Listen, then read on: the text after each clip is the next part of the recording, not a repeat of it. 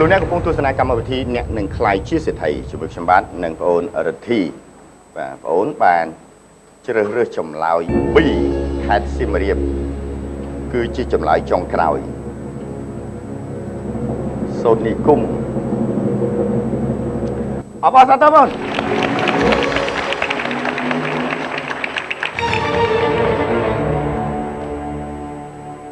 សំណួរតម្លៃ 80,000 រៀល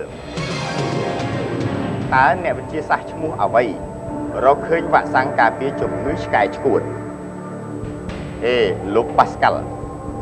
B លោក Pasteur C លោក Newton D លោក Einstein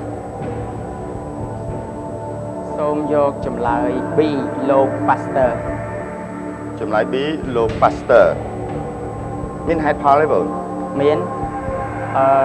ពីព្រោះនៅស្រុកយើងឃើញមានវិទ្យាស្ថានមួយវិទ្យាស្ថាន Pasteur ហើយកាលពីនៅតូចខ្ញុំអាសាឆ្កែខាំខ្ញុំទៅចាក់ថ្នាំនៅនឹងញឹកអញ្ចឹងយកតាមការសន្និដ្ឋាននិងការធ្លាប់ឆ្លងកាត់ដោយខ្លួនឯងបាទដោយមិនពឹងពាក់ជំនួយទេ B លោក Pasteur ជាចម្លើយចុងក្រោយ B លោក Pasteur ជាចម្លើយចុងក្រោយអបអរសាទរបង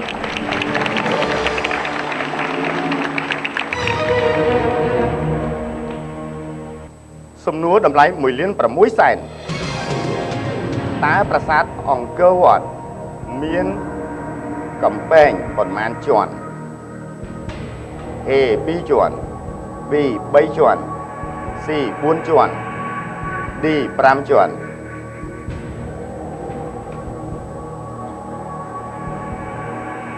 អូនកំពុងតែរាប់មែនទេបាទកំពុងតែគិតឥឡូវបងចេញដំណើរពីណាទៅណាចេញពីច្រកចូលទៅបាទខ្ញុំមិនរំខានការគិតរបស់បងទេតែបងមានជំនួយបើសិនជាបងគិតថាមិនច្បាស់ក្នុងខ្លួនសូមប្រើជំនួយទស្សនិកជនសូមប្រើជំនួយទស្សនិកជនអូននឹងទទួលបានសិទ្ធិនោះភ្លាមបាទចំពោះអ្នកដែលដឹងបាទបងប្អូននិស្សិតសូមជួយឆ្លើយព្រោះពេលនេះប្រសិនបើជួយបងអូនរិទ្ធីបានគឺបងអូនរិទ្ធីមានទឹកប្រាក់នៅក្នុងកប៉ៅ 1,600,000 រៀលត្រៀមចាប់ផ្ដើម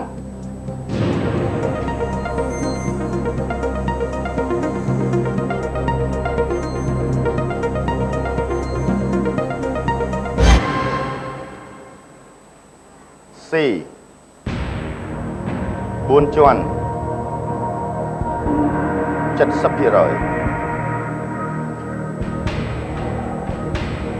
ខ្ញុំយកជំនួយមួយទៀតអទូរស័ព្ទមានន័យថាបងអូនអត់ជឿជាក់ទស្សនិកជននៅទីនេះទេអរគុណបងអូននឹងទទួលបានសិទ្ធិនោះទេបាទអរគុណច្រើនបាទសូមភ្ជាប់ទូរស័ព្ទបាទ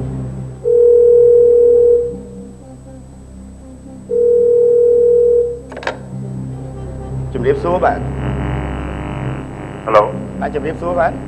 បាទជំរាបសួរបាទទៅឈ្មោះអីដែរបាទបាទខ្ញុំឈ្មោះប៊ុនធឿនបាទលោកប៊ុនធឿនបាទខ្ញុំបាទទូរស័ព្ទអំពីកម្មវិធីអ្នកនឹងខ្លាយជាសេដ្ឋីបាទណាបាទនៅក្នុងពេលនេះបងអូនរិទ្ធីកំពុងតែនៅអង្គុយកៅអីសេដ្ឋីហើយកំពុងតែទៅនៅសំណួរមួយដែលមានតម្លៃ 1,600,000 រៀលបាទត្រូវការឲ្យលោកប៊ុនធឿនជួយបាទណាលោកប៊ុនធឿនហើយនឹងបងអូនរិទ្ធីមានពេលតែ30វិនាទីតែប៉ុណ្ណោះដោយរាប់ចាប់ពីបងអូនរិទ្ធីអានសំណួរបាទចាប់ផ្ដើមតើប្រាសាទអង្គរវត្តមានកំពែងប៉ុន្មានជាន់2ជាន់3ជាន់4ជាន់ឬក៏5ជាន់ម្ដងទៀតតើប្រាសាទអង្គរវត្តមានកំពែងប៉ុន្មានជាន់ចម្លើយ2 3 4 5 2 3 4 5ពេកប្រហែលជាន់ដល់ពេល8នាទីអស់មកហើយគេ5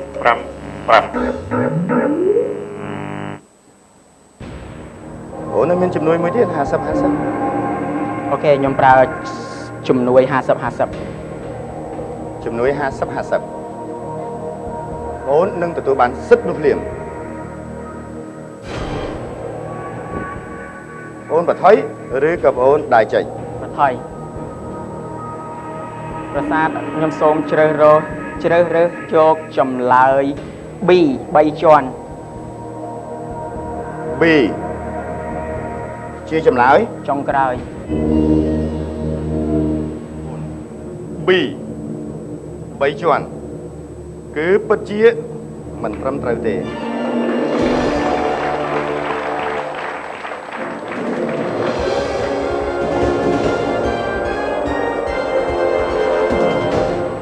តាមពិតគឺមានដល់ទៅ4ជាន់ឯណោះបងអូនបាទបងមានចំណាប់អារម្មណ៍យ៉ាងម៉េចចំពោះកម្មវិធីអ្នកនឹងខ្លាចជាសេដ្ឋី ចំពោះកម្មវិធីអ្នកនឹងខ្លាយជាសេដ្ឋីខ្ញុំមានចំណាប់អារម្មណ៍ថាកម្មវិធីនេះពិតជាល្អមែនទែនដែលវាលើកទឹកចិត្តឲ្យមនុស្សដែលថាចង់បានលុយផងគាត់ខំប្រឹងរៀនច្រើនដល់អញ្ចឹងទៅវាបរិចនៅចំណេះដឹងទូទៅខាងផ្នែកធនធានមនុស្សនៅវាកាន់តែច្រើន បាទអរគុណច្រើនបាទ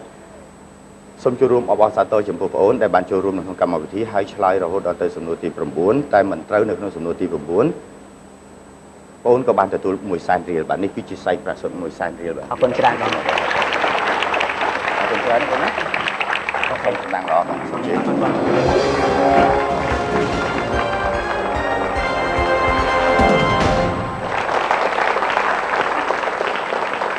រគុណបាទ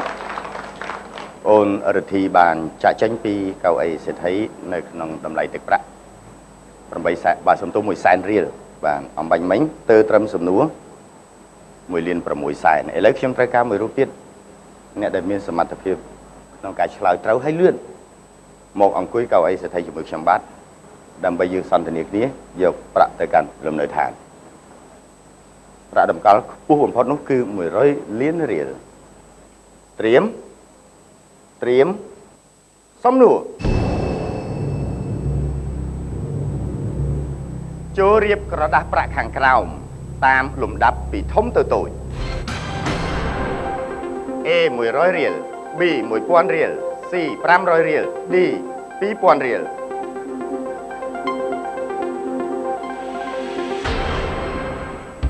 ចម្លើយដែលត្រឹមត្រូវគឺ D 2,000 រៀល B 1,000 រៀល C 500 រៀល A 100 រៀលអ្នកដែលឆ្លើយលឿនហើយត្រឹមត្រូវជាងគេអបអរសាទរបាទម៉ៅសុខៀង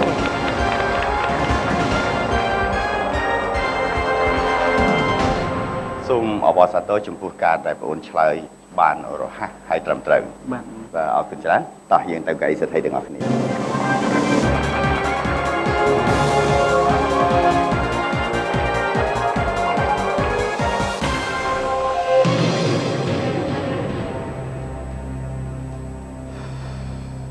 សូមអបអរសាទរចំពោះបងអូនបានមកដល់កៅអីសេដ្ឋីពេលនេះបងអូនមានអារម្មណ៍យ៉ាងម៉េចដែរ បាទបងមានអារម្មណ៍ថាសប្បាយរំភើប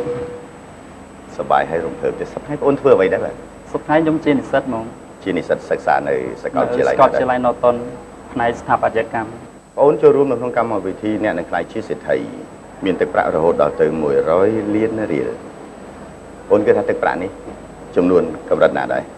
បាទបងអូនគិតថាទឹកប្រាក់នេះវាមានចំនួនច្រើនហ្មង បាទចុះបងប្អូនបានទទួលទឹកប្រាក់នៅក្នុងរង្វង់100 លានរៀលនេះតើបងអូនយកទៅបែងចែកធ្វើអ្វីខ្លះ បើសិនជាបងអូនទទួលបានទឹកប្រាក់ចំនួន100 លានរៀលនេះបងអូននឹងយកទៅផ្គត់ផ្គង់ការសិក្សារបស់បងអូននិងបងអូនយកមួយចំនួនទៅផ្គត់ផ្គង់ទៅលើ business ដែលពួកបងអូនចាប់ផ្ដើមបើកហ្មង មាន business ខ្លួនឯងហើយ បាទពួកខ្ញុំចាប់ផ្ដើមរៀបចំបើកហ្មង រៀបចំបើកបាទណាសូមជូនពរណាបងណា បាទ អរគុណបាទថ្ងៃនេះតើបងអូនមានអ្នកផ្ដល់កម្លាំងចិត្តប្រហែលអ្នកដែរ បាទថ្ងៃហ្នឹងមានមិត្តភក្តិមកម្នាក់ មកម្នាក់ បាទ គាត់ឈ្មោះអីដែរ គាត់ឈ្មោះសំអាង សំអាងសួស្តីសំអាង បាទជម្រាបសួរបង បាទជម្រាបសួរសុខសប្បាយជាបងអូន បាទសុខសប្បាយបង បងអូនមានកម្លាំងចិត្តប្រហែលភាគរយជូនមិត្តភក្តិរបស់បងអូន បងមាន 70% បង 70% អរគុណច្រើនណាបងអូនសំអាងណា បាទ បាទចុះចំពោះបងអូនសុខខៀងខ្លួនឯងវិញតើបងអូនមានទំនុកចិត្តខ្លួនឯងប្រហែលភាគរយ បាទចំពោះបងអូនមិត្តភក្តិបងអូនផ្ដល់កម្លាំងចិត្តឲ្យបងអូនចំនួន 70% បងអូនក៏សង្ឃឹមថាយក 70% ដែរចា៎ ដូចគ្នាបាន140ដែរណា បាទ បាទអរគុណច្រើនបាទសូមអបអរសាទរនិងសូមជូនពរបងអូនមុននឹងឈានដល់កម្មវិធីខ្ញុំបាទសូមអនុញ្ញាតជម្រាបជូនអំពីលក្ខន្តិកៈបន្តិចបន្តួចដើម្បីជាភាពងាយស្រួលដល់បងអូននៅក្នុងការគិតនិងធ្វើការសម្រេចចិត្តកម្មវិធីរបស់យើងគឺមានសំណួររហូតដល់15សំណួរហើយនៅក្នុងសំណួរនីមួយៗមានអត្រាទឹកប្រាក់ខុសៗគ្នា 15សំណួរត្រូវបានបែងចែកចេញជា3ដំណាក់កាលដំណាក់កាលទី1គឺតម្រូវឲ្យបងឆ្លើយត្រូវ5សំណួរដោយមិនខុសមួយសំណួរណានោះទើបបងមានថវិកា1សែនរៀលនៅក្នុងហោប៉ៅដំណាក់កាលទី2តម្រូវឲ្យបងឆ្លើយត្រូវ10សំណួរនោះទើបបងមានទឹកប្រាក់3លាន2សែនរៀលនៅក្នុងហោប៉ៅអូនឆ្លើយដល់15សំណួរអូននឹងបានទទួលទឹកប្រាក់ទៅផ្ទះវិញ100លានរៀលកម្មវិធីមានជំនួយជូនបងចំនួន3ជំនួយទី1គឺទស្សនិកជននៅទីនេះផ្ទាល់គាត់ផ្ដល់ចម្លើយជូនបងជំនួយទី2គឺ50-50មានន័យថាកាត់ចម្លើយដែលខុសចេញ2នៅសល់ចម្លើយ2មួយត្រូវ 100% មួយខុស 100% ជំនួយទី3គឺទូរស័ព្ទនៅពេលដែលបងទាល់លើសំណួរណាហើយបងគិតថាអ្នកដែលបងពឹងពាក់ឲ្យជួយតាមរយៈទូរស័ព្ទបងអាចទទួលបានជំនួយនោះភ្លាមសំណួរតើ1/4ស្មើនឹងចំនួនប៉ុន្មាន A 0.5 B 0.75 C 0.25 D 2.5បងប្អូនសូមឆ្លើយចម្លើយ C 0.25 នេះគឺជាចម្លើយ ចុងក្រោយ ចុងក្រោយ1/4ស្មើនឹង 0.25 មែនទេបន្តិចទៀតលោកអ្នកនឹងបានជ្រាបបើពេលនេះសូមអនុញ្ញាតសម្រាប់បន្តិចសិនបាទ